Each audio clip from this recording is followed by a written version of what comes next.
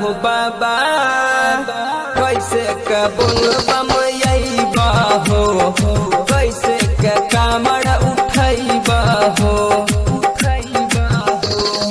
हमरा बताई दा हो बाबा कैसे कबूल बमयबा हो कैसे के कामड़ उठैबा हो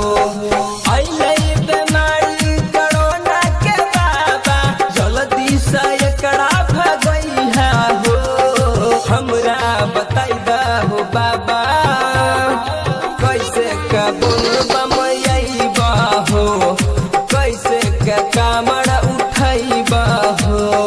बोले शंकर भगवान की।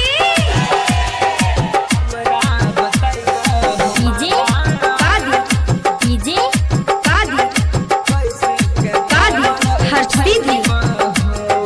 ए भोले बाबा हो कृपा तू कर हो दुनिया में छाला तोड़ महिमा महान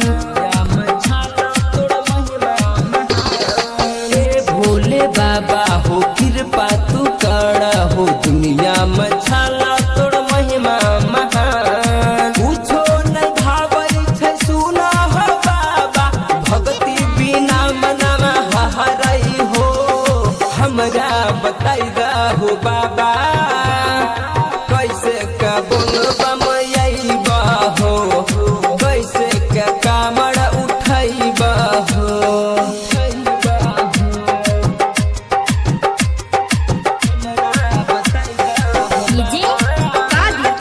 डीजे कादी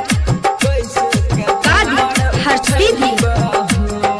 राइटर सुमित साजन बातो नहीं मानै हो कामड़ के अपना सजावई हो